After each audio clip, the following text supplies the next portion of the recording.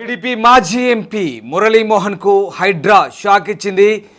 మాజీ ఎంపీ మురళీమోహన్ చెందిన జయబేరి కన్స్ట్రక్షన్స్ రంగనాథమ్మ రంగలాల్ చెరువుల్లో అక్రమంగా కట్టడాలు కట్టినట్లుగా హైడ్రా గుర్తించింది. ఈ మేరకు హైడ్రా కమిషనర్ రంగనాథ్ ఆ చెరువులను పరిశీలించారు.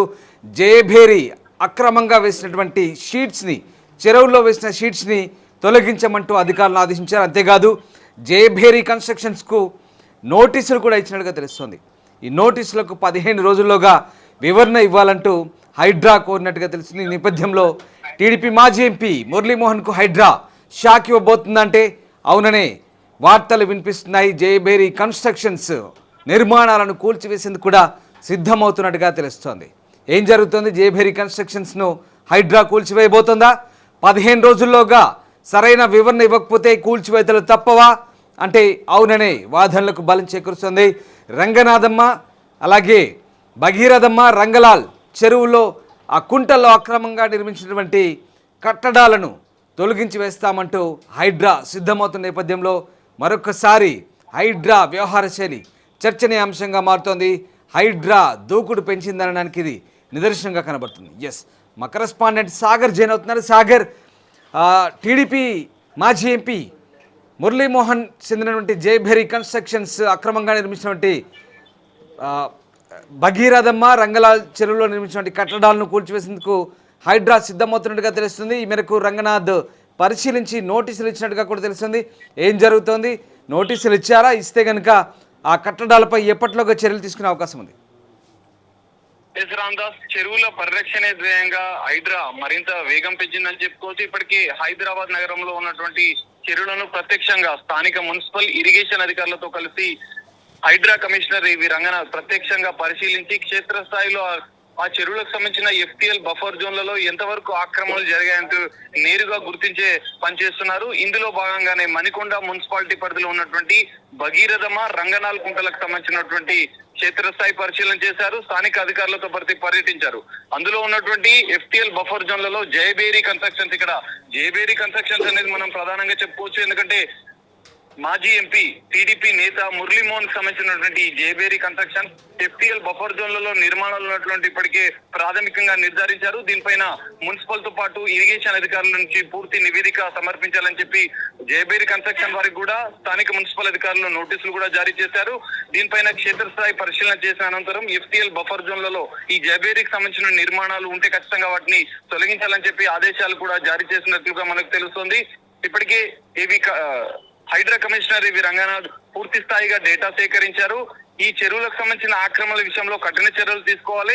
ఇప్పుడు హైడ్రా కూల్చివేతలే కాదుగా ఇప్పుడు లోకల్ అంటే స్థానిక లోకల్ బాడీస్ అంటే మున్సిపల్ గానీ రెవెన్యూ శాఖ అధికారులు గానీ ఆ నిర్మాణాలకు సంబంధించినటువంటి నేలమట్టం చేసే కూల్చివేతల ప్రక్రియను కూడా ప్రారంభించే అవకాశాలు మనకు కనిపిస్తున్నాయి. ఇందులో భాగంగానే హైడ్రా కమిషనర్ స్థానిక మున్సిపల్ అధికారులపై ఆగ్రహం వ్యక్తం చేశారు. దీనికి సంబంధించినటువంటి ఎఫ్టీఎల్ బఫర్ జోన్లలో ఉండే ప్రభుత్వ స్థలాల్లో ఉండే అక్రమ నిర్మాణాలపైన కూడా కఠిన చర్యలు తీసుకోవాలంటూ ఆదేశాలు జారీ చేసినట్లుగా తెలుస్తుంది. దీంతో పాటుగా చెరువుకు సంబంధించినటువంటి భగీరథమ్మ రంగనాల్ కుంట ఈ 2 చెరువులకు సంబంధించి ఆక్రమిస్తున్నట్లుగా గుర్తించారు. ఆక్రమణదారులు ఎవరైనా సరే ఉపేక్షించేది లేదు. రాజకీయ నాయకులైనా సరే, సెలబ్రిటీలైనా సరే, ఎవరైనా సరే వాటిని తొలగించాలే, ఖచ్చితంగా వాటిపైన కఠిన చర్యలు తీసుకోవాలంటూ ఆదేశాలు జారీ చేసినట్లుగా మనకు తెలుస్తుంది. రామదాస్, సాగర్, అంటే 15 రోజుల్లోగా ఆ నోటీసులకు సమాధానం చెప్పాలన్నారు. అంటే ఖచ్చితంగా కూల్చివేసే అవకాశం ఉందనుకోవచ్చా? నోటీసులకు సమాధానం చెప్తే సంతృప్తి చెందే అవకాశం ఉందా? రామదాస్, ఇక్కడ నోటీసులు ఇచ్చినా అంటే నోటీసులు ఇవ్వడం అంటే వాళ్ళకి ప్రాథమికంగా ఇన్ఫార్మ్ చేయడం ఒకటే. ఖచ్చితంగా ఎఫ్టీఎల్ బఫర్ జోన్ లో ఉంటే వాళ్ళు అంటే నోటీసులకు సమాధానం ఇచ్చినప్పటికీ ఎఫ్టీఎల్ బఫర్ జోన్ లో ఉంటాయి. ఇప్పటికే హైకోర్టును ఆశ్రయించిన కేసులలో కూడా హైకోర్టు కూడా స్పష్టం చేసింది, చెరువులకు సంబంధించిన ఎఫ్టీఎల్ బఫర్ జోన్లలో ఉంటే నిర్మాణాలను ఖచ్చితంగా తొలగించాల్సిందే. జియో 99 ప్రకారం నిబంధనల ప్రకారం ఖచ్చితంగా కూల్చివేయచ్చు అంటే సంకేతాలు ఇచ్చిన నేపథ్యంలో ఇక్కడ జయబేరి కన్స్ట్రక్షన్స్ ఒక వివరణ ఇచ్చినప్పటికీ ఎఫ్టీఎల్ బఫర్ జోన్లలో మాత్రం ఖచ్చితంగా ఉంటే చెరువులకు సంబంధించి వాటి నిర్మాణాలను కూల్చివేత ప్రక్రియ మాత్రం అధికారులు తీసుకోవచ్చు అనే సంకేతాలు మనకు ఖచ్చితంగా కనిపిస్తున్నాయి. Ramdas, right, yes, thank you Sagar, thanks for the update. ఇది మొత్తం మీద జయబేరి కన్స్ట్రక్షన్స్ టార్గెట్ కాబోతుందా హైడ్రాకు అంటే అవునని అనిపిస్తోంది. టార్గెట్ అంటే అక్రమ కట్టడాలు. ఇక్కడ జయబేరి కన్స్ట్రక్షన్స్ భగీరథమ్మ రంగలాల్ కుంటకు సంబంధించి 2 చెరువుల్లో అక్రమంగా నిర్మాణాలు చేపట్టినట్లుగా హైడ్రా గుర్తించింది. ఈ 2 చెరువుల్లో వేసినటువంటి షీట్స్ని కూడా రంగనాథ్ స్వయంగా పరిశీలించి తొలగించమంటూ అధికారులను ఆదేశించారు. 15 రోజుల్లోగా ఈ 2 చెరువుల లో ఆక్రమించినటువంటి భగీరథ 2 చెరువుల్లో ఆక్రమించినటువంటి జయభేరి కన్స్ట్రక్షన్స్ని కూల్చివేయమంటూ ఎందుకు కూల్చివేయకూడదు ఆయన నోటీసులు పంపించారు జయభేరి కన్స్ట్రక్షన్ సంస్థకు. 15 రోజుల్లోగా నోటీసులకు స్పందించమంటూ కూడా ఆయన ఆ సంస్థను కోరారు. ఈ నేపథ్యంలో ఇక నెక్స్ట్ టార్గెట్ మాజీ ఎంపీ మురళీమోహన్ సంబంధించినటువంటి జయభేరి కన్స్ట్రక్షన్స్ కాబోతోంది. సో ఆ 2 చెరువుల్లో అక్రమంగా నిర్మించినటువంటి కట్టడాలను కూల్చివేయబోతున్నట్టుగా తెలుస్తోంది.